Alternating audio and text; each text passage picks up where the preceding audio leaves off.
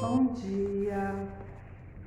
Na nossa aula de hoje de português, nós iremos estudar os acentos agudos e circunflexos, trabalhando a gramática na página 99.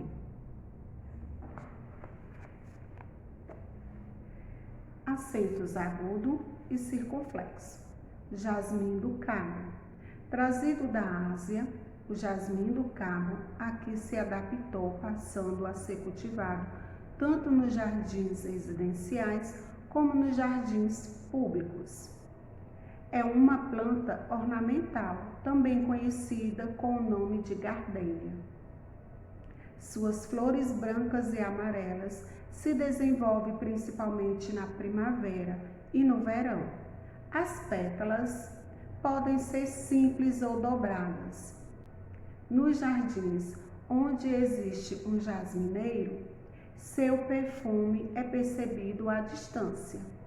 Emprego do acento agudo. Leia: Ásia, públicos, pétalas, açúcar, picolé, avó. O acento agudo sobre as vogais indica a sílaba tônica e o som aberto.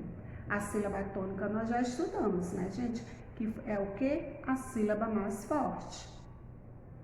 Emprego do acento circunflexo. Leia: avô, 3, âncora, você, distância, gardênia. O acento circunflexo é usado sobre as vogais A, O e E. Indica a sílaba tônica e o som é fechado. Página 100. Atividades. Leia o poema e acentue as palavras quando necessário. Depois circula com acento agudo e sublinha com acento circunflexo. Terezinha de Jesus. Terezinha de Jesus, de uma queda foi ao chão. Acudiram 3 cavaleiros, todos 3 chapéu na mão. Segunda questão. Procure as 6 palavras que estão no diagrama e pinte seguindo as cores da legenda. Acento agudo de amarelo, acento circunflexo de azul. Página 101, terceira questão. Complete as frases abaixo de acordo com os desenhos. Letra A. Na loja comprei aí tem um desenho de lado. Então, você vai observar todas essas imagens e completar cada frase. Quarta questão. Coloque acento agudo ou circunflexo na vogais em negrito. Então, a vogal já está o quê? Já está em negrito. Então, você vai apenas colocar o acento, ou o acento agudo ou o acento circunflexo. Página 102. Quinta questão. Leia a receita e coloque o acento agudo ou circunflexo onde for necessário. Sorvete de abacate. Ingredientes: 2 xícaras de abacate amassado, 1 lata de leite condensado, 2 colheres de sopa de suco de limão. Como fazer? Coloque todos os ingredientes no copo do liquidificador e bata bem até obter uma mistura homogênea. Despeje em forminhas de gelo, leve ao congelador e bom apetite. Então, você vai observar as palavrinhas que está precisando de um acento, ou acento agudo ou acento circunflexo. Sexta questão. Copie as frases colocando os acentos nas palavras destacadas em negrito. Letra A. O chapéu do vovô é novo. B. O café está horrível. C. Cláudia sempre vê o álbum de fotografias da sua infância. D. Meu país é bastante tropical. Então, nessas palavras que estão em negrito, elas precisam de um acento. Então, você vai colocar acento agudo ou acento circunflexo. Ok? Beijo para vocês e até a nossa próxima aula.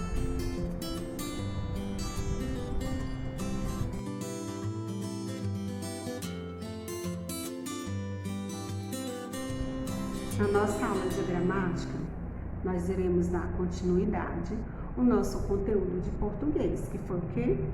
Acento agudo e acento circunflexo. Na página 86, o bambolê do jacaré. As palavras bambolê e jacaré trazem acima da letrinha E sinais diferentes.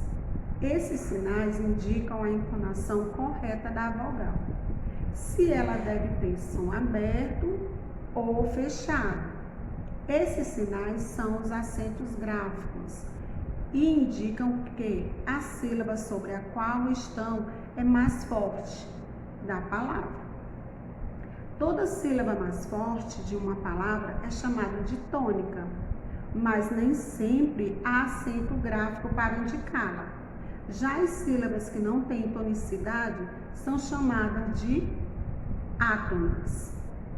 Há dois tipos de acento gráfico, o acento agudo e o acento circunflexo. Nós já vimos, na nossa aula de português. Estamos dando o quê? Só uma continuidade no assunto. O acento agudo indica que a vogal terá o som aberto. Por exemplo, gráfica, réptil, sílaba, óculos, túnel. Acento circunflexo indica que a vogal sobre a qual recai terá o som fechado. O acento circunflexo é usado sobre a vogal A, E e O. Por exemplo, câmera, bebê, quilômetro. Atividade. Primeira questão. Reescreva as palavras empregando corretamente os acentos gráficos. Quais são os acentos? Acento agudo e circunflexo. Vocês irão ler todas essas palavrinhas e reescrever colocando os acentos necessários. Segunda questão. Observe as palavras abaixo e descubra a sílaba mais forte para colocar o acento agudo. Depois copie-os. Então, nessas palavrinhas está faltando o acento agudo. Você vai colocar aí em cada vogal, tá certo? E copie a palavrinha, não esqueça. Terceira questão. Complete as frases com as palavras do quadro. Maiô, lâmpada, robô, tênis, avô. A. Meu brinquedo favorito é o tracinho dourado. B. Esta, tracinho, é muito fraca. C. Minha mãe só vai à praia usando tracinho. D. Vou passar o final de semana na casa do meu tracinho. E. Preciso de um tracinho novo. Página 81. Quarta questão. Maurício vai ao supermercado com sua avó. Observe a lista que ele fez. Está faltando alguma coisa nas palavras. Compras: um pacote de café, 5 pacotes de açúcar, 3 garrafas de guaraná, 2 garrafas de água tônica, 6 maracujás, 1 abóbora, 6 pêssegos, 2 latas de óleo e 5 lâmpadas. Aí no outro lado, escreva a lista de compras de forma correta. Então, você vai observar, está faltando os acentos. Então, você vai reescrever a receita, colocando os acentos em cada palavra. Quinta questão. Encontre no cartaz as palavras do quadro e circule a sílaba tônica. Observe que nenhuma das palavras a ser procurada é acentuada. Então, esteja atento ou atenta. Observe, gente, porque como nós já estudamos, nem todas as palavras com sílaba tônica, elas são acentuadas. Então, você vai observar aí e vai circular a sílaba tônica. Página 89.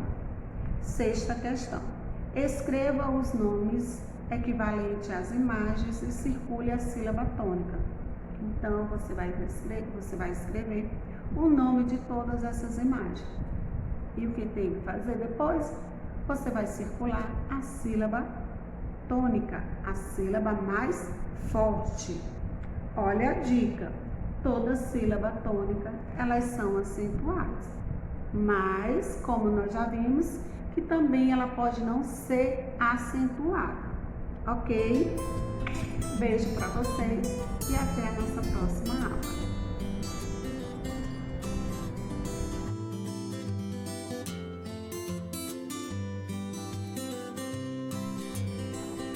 Agora, na nossa aula de História, que é o nosso livrinho de História, nós iremos estudar na página 43, municípios brasileiros.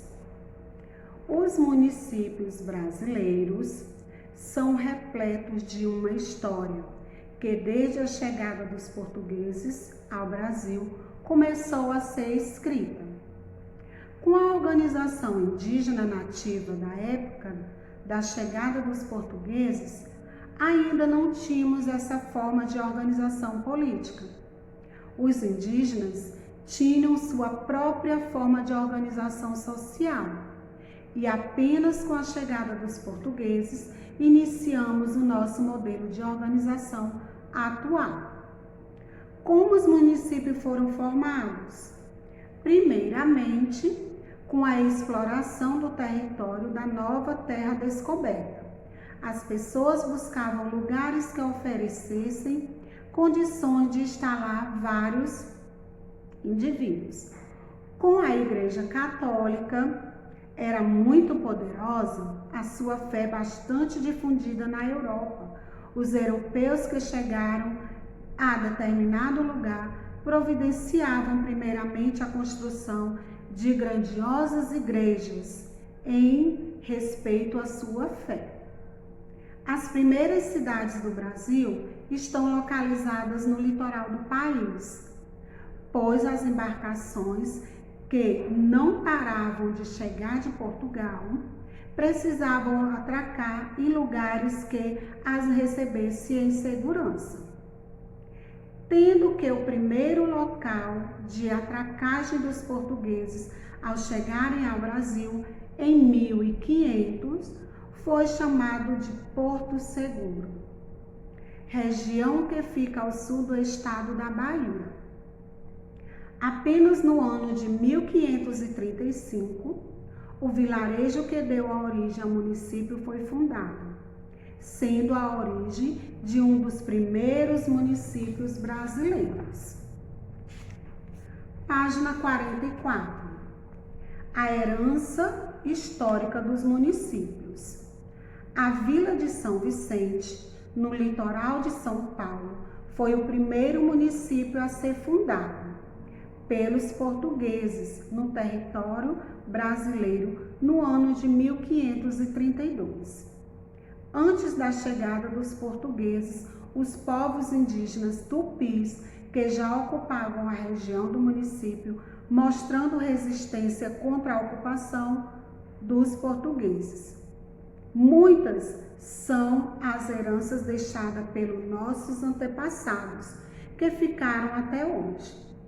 Temos uma grande variedade de elementos que ajudam muito a história a estudar os povos antigos. Os municípios mais antigos geralmente têm um sítio histórico, repleto de elementos interessantes. Veja alguns sítios históricos de municípios coloniais espalhados pelo Brasil. Aí nós temos Cidade Alta, em Olinda, Pernambuco, Sítio Histórico de Tiradentes, Minas Gerais, Centro Histórico de São Luís do Maranhão, Pelourinho, em Salvador, Bahia. É importante lembrar que as construções dos municípios nem sempre foi pacífica. Muitos foram ocupados por meio de guerras com os indígenas, que já ocupavam o território. Em muitos outros municípios, houve a necessidade de trazer pessoas escravizadas, degradadas, migrantes e etc., para trabalhar nos serviços que precisavam ser feitos, como extração de madeira, construções e lavouras, para garantir a ocupação. Após a garantia da ocupação, os municípios começaram a sofrer mudanças de acordo com as condições sociais. Página 45. Atividade. Observe as imagens abaixo e marque as cidades que você considera históricas. Então, você vai observar e marcar apenas 2 imagens. Segunda questão. De acordo com o quesito anterior, responda a cada uma das questões a seguir. A. Registre abaixo as diferenças encontradas entre os tipos de cidades. Então, aí é uma resposta pessoal. B. Marque com o X com qual tipo de cidade a sua se parece. Então, é o quê? É uma cidade histórica ou uma cidade moderna? Você vai dar a sua opinião. Página 46. Terceira questão. Pesquise imagens relacionadas à sua cidade. Escreva uma legenda para cada foto e organize uma exposição. Escreva o nome dos patrimônios históricos encontrados em sua cidade. Aí você pode estar fazendo o quê? Aí não tem espaço para você fazer, mas você pode colar no seu caderno. Quarta questão. Complete as frases de acordo com o que você aprendeu nesse capítulo. Letra A. Tracínio foi o primeiro município brasileiro a ser fundado pelos portugueses. B. Já existiam Tracínio habitado a região onde foi fundado o primeiro município brasileiro. C. Muitas são as heranças, Tracínio, deixadas pelos nossos antepassados. Quinta questão.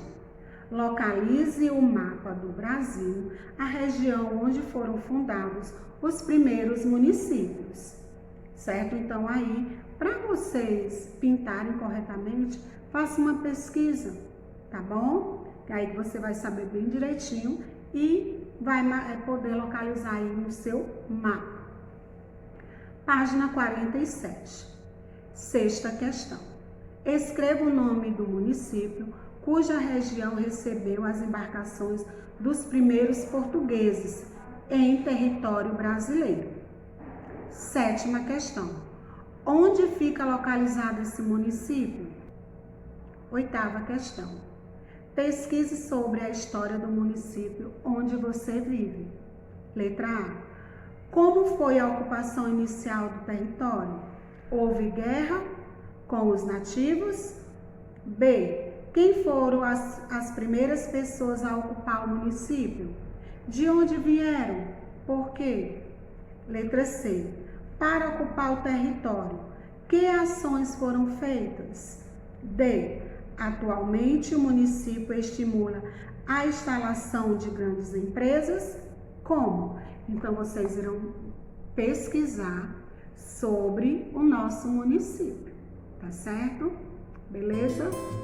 Beijo para vocês e até a nossa próxima aula.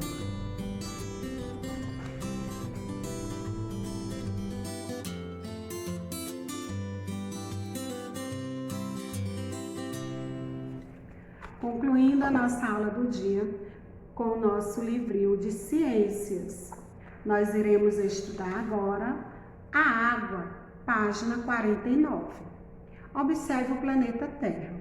Nosso planeta aparenta ser constituído por mais água ou terra?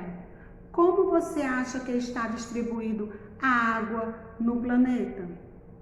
A Terra, observada do espaço, apresenta um aspecto azulado, devido ao fato de ser quase que totalmente coberta por água. A camada de água que envolve a Terra é chamada de hidrosfera. Ela é formada por rios, mares, oceanos, lagos, cachoeiras, geleiras, represas e etc. Além disso, as pessoas, os animais e as plantas que vivem na Terra também são constituídos por água. Utilizamos a água nas nossas atividades diárias, como beber, tomar banho, lavar objetos da cozinha e roupas, preparar alimentos. A água é um elemento indispensável à vida. Assim como o ar, a água pura é incolor, inodora e insípida. Página 50. Estados físicos da água. Na natureza, a água se apresenta em 3 estados físicos: líquido, sólido e gasoso. A maior parte da água do planeta apresenta nos rios e oceanos, está no estado líquido. A água em forma de gelo, como é encontrada nas geleiras, apresenta-se no estado sólido. Enquanto o vapor de água, presente no ar e nas nuvens, são exemplos da forma gasosa. As mudanças de estado físico ocorrem de acordo com a variação da temperatura. Observe. Quando tiramos o gelo do congelador, ele se transforma em líquido devido ao calor do ambiente. Então, a água passa do estado sólido para o estado líquido. Essa passagem chama-se fusão. Quando colocamos a água para ferver, ela se transforma em vapor. Por causa do calor, a água passa do estado líquido para o estado gasoso. Essa passagem chama-se vaporização. Quando colocamos a água no congelador, ela se transforma em gelo. Por causa do frio, a água passa do estado líquido para o estado sólido. Essa passagem chama-se solidificação. Sob a ação do frio, a água do estado gasoso, isto é, vapor da água, muda do estado atual para o líquido. Essa passagem chama-se condensação. É o que acontece quando colocamos um líquido gelado em um copo e gotículas de água se formam em sua superfície. Página 51. Ciclo da água na natureza. Na natureza, a água sofre mudanças do estado físico em um movimento constante. Observe. Observe aí o esquema dessa imagem. Número 1. O Sol aquece a água dos oceanos, mares, rios, lagos e lagoas. E essa água vai passando do estado líquido para o gasoso, transformando-se em vapor de água. As plantas e os animais liberam água para a atmosfera por meio de transpiração e respiração. Número 2. O vapor da água se acumula no ar. Este se eleva, resfria e se condensa, transformando-se em gotículas que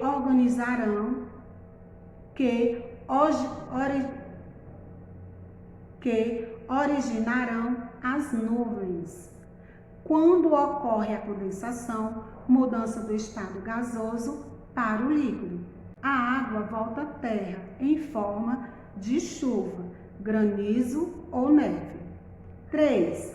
Parte da água da chuva cai e penetra no solo, formando os lençóis de águas subterrâneas. Outra parte vai para os rios, mares e oceanos, Outra se evapora com o calor do sol ou por meio de transpiração de plantas e animais. E dessa forma, o ciclo se inicia novamente. Nas florestas, quando a temperatura diminui, o vapor de água presente no ar condensa-se sobre as plantas, formando o orvalho. Página 52. Qualidade da água. Nem toda a água disponível na natureza é adequada para o consumo. A água que podemos ingerir é aquela livre de impurezas, denominada água potável. A água mineral que compramos para o consumo é extraída de fontes e a água passa por um processo de limpeza e filtração antes de ser engarrafada. Mas, caso a água não seja mineral, deve ser fervida ou filtrada antes do consumo. No organismo humano, a água é eliminada através da urina, da respiração, das fezes e do suor. Aí nós temos o modelo de filtro de água e o processo de fervura da água. A água é considerada poluída quando está com suas características naturais, alteradas por agentes externos. Pode ser por substâncias químicas ou micro-organismos contaminados, transmissores de doenças. Não devemos utilizar a água poluída, pois ela pode provocar sérios prejuízos à saúde. Página 53. Tratamento da água. Nas cidades existem lugares para tratar e limpar a água, que são as estações de tratamento de água, ETA, que significa Estações de Tratamento de Água, onde, com o auxílio de bombas, a água é drenada para vários tanques, chamados de reservatórios. Observa o esquema, tá? Número 1. A água é extraída de uma fonte, rio, barragem, manancial e etc. 2. É encaminhada para a estação de tratamento, onde passará por processos para a retirada das impurezas e dos micro-organismos.